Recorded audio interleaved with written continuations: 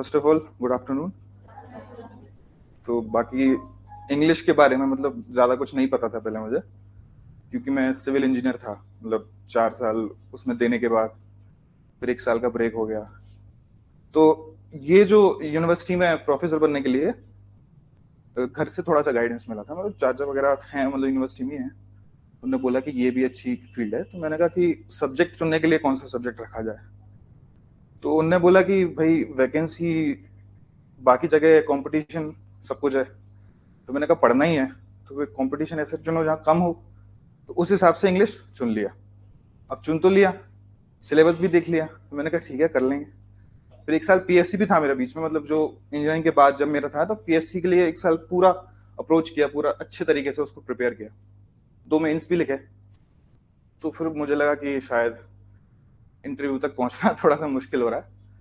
फिर मैंने इसको जब स्विच किया तो सबसे पहले मैंने सोचा कि स्विच करने के बाद कोई ऑफलाइन बैच करूं। तो यही एक था इंदौर में, मतलब कि जहाँ मुझे लगा कि कुछ मिल सकता है। तो सर से ही डायरेक्ट में मिला था, कोई रिसेप्शन पे कोई था नहीं। तो सर ने बोला कि हो जाता है, बहुत सिंपल है, कोई दिक्कत नहीं है, इतना ज्यादा सिलेबस भी नहीं है जितना सोच रहे हो। तो मैंने कहा शायद सर का तो इसलिए कह रहे हैं सर कि आ जाओ आप ज्वाइन कर लो। लेकिन फिर धीरे धीरे पता चला कि नहीं, हो भी जाएगा।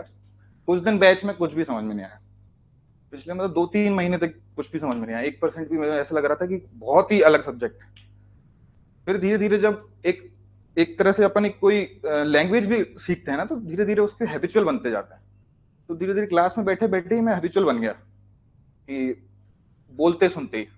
पढ़ना भी तब इतना शुरू नहीं किया था मैंने कि बहुत उसको डीपली पढ़ रहे हैं या फिर याद कर रहे हैं या फिर कुछ कर रहे हैं। 3-4 महीने तक तो मैंने सिर्फ ऐसे ही रखा कि मैंने कहा ठीक है ट्राई कर रहे हैं, ट्राई टू बी कंटिन्यूअस। मतलब जाता था मैं, रोज आता था, रोज सीखता था, बस सुनता रहता था बैठ के बैठे। तो फिर सर ने बोला कि ऐसे नहीं होगा, तुमको खुद भी पढ़ना पड़ेगा, इतना भी मत सोचो कि कंपटीशन नहीं है। तो मैंने कहा फिर धीरे धीरे फिर मैंने पढ़ना शुरू किया। फिर जब मैंने फर्स्ट अटेम्प्ट दिया तो उसमें पीएचडी ओनली हुआ मेरा। तो मैंने कहा कि अब इसके बारे में तो, इससे तो कुछ होना नहीं है। असिस्टेंट प्रोफेसर वैकेंसी भी आई थी तब, पोस्ट भी ज्यादा थी, 200 के लगभग पोस्ट थी तब। तो तब मुझे लगा कि यार ये तो चांस मैंने मिस कर दिया इसमें। मतलब अगर नेट तब होता और तब उसको मैं एपी दे रहा, अगर अपियर कर रहा होता, तो 100% उसमें सिलेक्शन भी होता। मतलब उस टाइम भी पढ़ना पड़ता लेकिन सिलेक्शन होता 100%। तब नहीं हुआ। तो फिर मैंने कहा कि अब दोबारा अटेम्प्ट दो, उसके बाद वैकेंसी आएगी कि नहीं आएगी, क्योंकि एट द एंड अपन को जाना तो वही है। नेट करने से कुछ अचीवमेंट नहीं हो रहा, मतलब एक तरह से कि आपको सीधे जाके जॉब मिल रही हो, ऐसा कुछ नहीं है। फिर मैंने सोचा कि क्या करें क्या नहीं करें। तो सर ने बोला कि एक काम करो, तुम कंटिन्यूस ही रहे, वो ज्यादा इंपॉर्टेंट है। बाकी चीजें थोड़ा किस्मत पे भी छोड़ते हैं, वैकेंसी आएगी नहीं आएगी। तो फिर मैंने कंटिन्यूस रखा उसको। कुछ बीच में ब्रेक भी ले लिया, फिर बीच में शादी भी हो गई, तो वो सारी चीजें भी चली। तो वो सब निकाल दिया, मतलब स्किप कर दिया वो पार्ट मैंने। फिर दोबारा फिर ज्वाइन किया। फिर ज्वाइन करने के बाद फिर लिटरेचर पढ़ा। बीच में बहुत सारे स्विच ऑन होते रहे कि पीएससी भी दे लो, उसमें भी हो जाएगा, क्योंकि उस तक मेंस तक पहुंचे थे, इंटरव्यू भी था। मतलब कि शायद इंटरव्यू हो जाए, इंटरव्यू एक भी नहीं हुआ। तो फिर कंटिन्यू करते गए लिटरेचर ही पढ़ते रहे। मतलब पढ़ते ही रहे लिटरेचर, ऐसा नहीं कि याद किया हो, बहुत डीपली पढ़ा, उसको रटा हो, बैठ के कंटिन्यूस पढ़ रहे हैं, ऐसा कुछ नहीं किया। ये वाला जो अटेम्प्ट था, ये वाले अटेम्प्ट में मैंने सर को पूछा था सर मैं आ जाऊँ, सर ने बोला कि आ जा, कोई दिक्कत नहीं। फिर मैंने ज्वाइन किया, फिर मैंने बैठ के पढ़ा। मैम का भी इस बार बहुत अच्छा गाइडेंस था, पेपर फर्स्ट की वजह से। तो वहाँ मैम के पेपर फर्स्ट में ही मैंने ज्यादा स्कोर किया। इसमें लिटरेचर में उतना स्कोर नहीं हो पाता।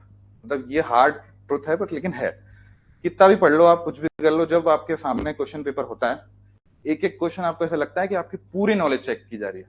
क्योंकि 4 ऑप्शन, उसके बाद में आपको 2 स्टेटमेंट आपको प्रूफ करके देखनी है कि दोनों वैलिड है नहीं है, ए बी सी, उसमें ही आपको मतलब उलझ जाते हैं। ऐसा 4 ऑप्शन जैसा नहीं है। अभी तक आदत थी पीएससी में कि 4 ऑप्शन में से एक एलिमिनेट कर लो, 2 एलिमिनेट कर लो, तो एक दो में से कहीं ना कहीं पहुंच जाते थे।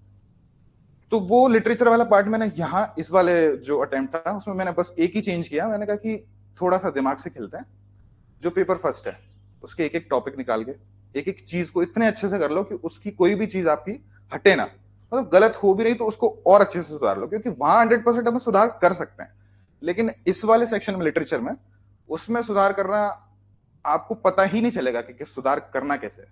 पूरा सिलेबस है, सब कुछ है। मतलब इतना पढ़ लिया था मैंने सर से, एक एक चीज पढ़ ली थी। टाइमलाइन तो इतनी ज्यादा रट गई थी कि कभी भी उठा के पूछ लो कि टाइमलाइन क्या है, कि सर पूछ भी लेते थे तो डर भी रहता था कि बेइज्जती नहीं हो जाए यार, थोड़े से सीनियर भी हैं तो बेइज्जती हो कि लोग बच्चे बोले कि यार इनको भी कुछ नहीं पता।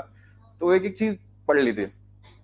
फिर धीरे धीरे क्या कहते हैं, यही लिटरेचर वाला पार्ट को ब्रिटिश अलग कर लिया, इंडियन अलग कर लिया, कैनेडियन अलग कर लिया, ऑस्ट्रेलियन, हर पार्ट डिवाइड कर लिया कि एक एक पार्ट का रिवीजन करेंगे, धीरे धीरे एक एक पार्ट को अच्छे से पढ़ेंगे। उसके बाद ये नहीं सोचेंगे कि याद हो रहा है नहीं हो रहा, ज्यादा स्ट्रेस भी नहीं लेंगे कि भाई पूरा याद नहीं हो रहा तो पेपर ही नहीं निकलेगा, ऐसा कुछ भी नहीं, बहुत बड़ा सिलेबस है। तो बहुत इम्तिनान से सारी चीजों को पार्ट बाय पार्ट डिवाइड करते जाओ, एक एक चीज को पार्ट बाय पार्ट। उसके बाद क्रोनोलॉजी के पार्ट को पढ़ना है, उसमें से 10-15 क्वेश्चन आते हैं। उसके बाद सबसे इंपॉर्टेंट फैक्टर ये है कि लिटरेचर को कोई भी सब्जेक्ट कोई भी पढ़ रहा हो तो बस ध्यान ये रखना है कि छोड़ना क्या है आपको थोड़ा, क्योंकि अगर आपने छोड़ा नहीं, पूरा सिलेबस लेके चले तो आप कवर तो नहीं कर पाओगे। बहुत बड़ा सिलेबस 6 महीने में कवर नहीं होता वो। तो छोड़ना क्या है, एक मतलब छोड़ने का तरीका ये कि उसको बिल्कुल पढ़ना नहीं, ऐसा नहीं है। छोड़ने का मतलब ये कि उस पर ध्यान कम देना। जैसे मैंने वर्ल्ड लिटरेचर को थोड़ा सा पार्ट ऐसा रखा था कि कोई बात नहीं, अगर नहीं भी होगा तो मैं सोच लूंगा कि मैंने पढ़ा ही नहीं। बाकी ब्रिटिश अच्छे से, क्योंकि क्वेश्चन ज्यादा आते हैं, दिमाग से उतना जिसका वेटेज ज्यादा उसको ज्यादा अच्छे से पढ़ो। इंडियन तो रट ही लो, कि वही गलत हो रहा है तो फिर लिटरेचर क्या मतलब पढ़ने का, क्योंकि वो एक हैबिचुअल लैंग्वेज भी है, याद करने का बहुत आसानी होती है। फिर भी पर डे फर्स्ट पेपर, एक एक टॉपिक रिसर्च, और ये टीचिंग एप्टीट्यूड मैथ्स, और ये तो बहुत ही जेन्युइन सी चीज है कि आप इतने बड़े हो चुके हो, मेच्योर हो चुके हो कि आपसे वो क्वेश्चन गलत नहीं होना चाहिए। आपका बैकग्राउंड नहीं है वो अलग बात है, लेकिन आपको एक बहुत ही छोटी सी चीज है, बेसिक सी चीज है, 12th तक हर कोई पढ़ता है, तो वो आपकी लाइफ टाइम काम आता है। बहुत सिंपल से क्वेश्चन पूछे जाते हैं मैथ्स में जिसमें बच्चे गलत कर लेते हैं। और डीआई तो आपकी थोड़ी किस्मत भी है, हर बार ऐसा नहीं होता कि सिंपल भी आ जाए, ऐसा होता है कि कठिन भी, मतलब थोड़ा सा टफ भी आ जाए तो भी बनता है, लेकिन वो अगर ना बने तो गलत हो जाता है पूरा, उस पर इतना ध्यान नहीं। लेकिन बाकी जो मैथ्स के क्वेश्चन आते हैं वो बहुत जेन्युइन आते हैं, वो बनने लायक आते हैं। तो बस इतना ही कहना है कि बहुत अच्छे से, बहुत इम्तिनान से, सिर्फ और सिर्फ कंटिन्यूटी को ध्यान में रखते हुए आगे चलते जाओ। एक एक चीज पे एक एक सक्सेस मिलती है, 100% मिलती है। और गाइडेंस सबसे ज्यादा इंपॉर्टेंट है, क्योंकि मुझे ई भी नहीं पता था इंग्लिश लिटरेचर का, मतलब इंग्लिश पता था लेकिन लिटरेचर का कुछ नहीं पता था। बहुत सारी चीजें हैं, बहुत सारे राइटर हैं, बहुत सारी राइटिंग्स हैं, उलझना इतना ज्यादा, मतलब उलझने वाली चीजें हैं बहुत ज्यादा। क्या कहते हैं, स्ट्रेटेजी जो प्लान करनी पड़ेगी, वो एक एक चीज की स्ट्रेटेजी बस डिवाइड करके प्लान करनी पड़ेगी। ये सेक्शन मैंने इतने दिन पढ़ लिया, अब इसका रिवीजन दोबारा कर लूंगा, ये सेक्शन इतने दिन पढ़ लिया, अब इसका बाद में कर लूंगा। उसके बाद कुछ चीजें जो छोड़ना है वो मैं छोड़ दूंगा, बाद में इसका रिवीजन ना भी हो पाए तो अच्छा। मैंने जो पहला वाला अटेम्प्ट दिया था उसमें छोटा सा मेरे से एक जो मिस्टेक हुआ था, मतलब एक मैं मान के चला था कि वो बहुत बड़ी मिस्टेक थी, कि मैंने जो सिलेबस था जो 10 यूनिट में है वो 5-5 करके मैंने सिलेबस डिवाइड किया था। तो 5 यूनिट जो ऊपर की हैं, 5 यूनिट जो नीचे की हैं, तो नीचे की यूनिट जो है जिसमें आपकी एमएल स्टाइल्स वगैरह ये जो आते हैं, रिसर्च, जो रिसर्च का पार्ट भी है लिटरेचर में, और बाकी क्या कहते हैं वो लिटरेरी थ्योरी और क्रिटिसिज्म, ये जो पार्ट है, ये पार्ट को पता नहीं, अपन को लगता ही नहीं कि कब स्किप हो गया अपन से।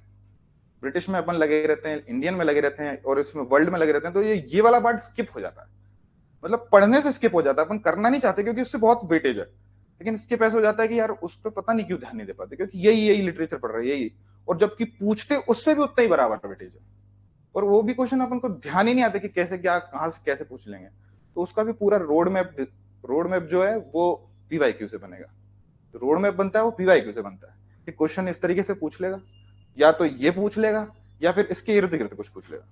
तो वो रोड मैप वो तैयार करते हैं। बाकी सबसे ज्यादा बेनिफिशियल पेपर 1, उसको बहुत अच्छे से पढ़ो, बहुत ज्यादा हेल्पफुल है, सबसे ज्यादा हेल्पफुल है। आपका पता नहीं 100% हो जाएगा, बहुत अच्छे से होगा, बहुत।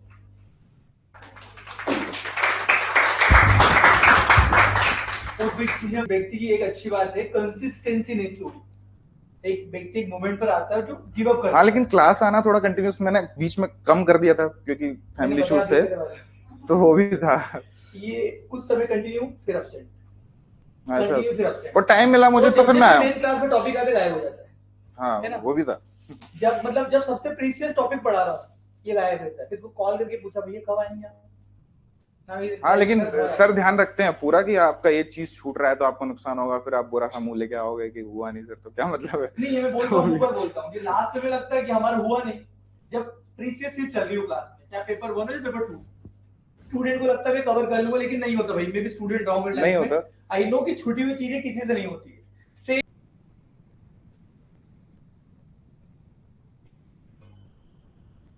मैनेजमेंट वाले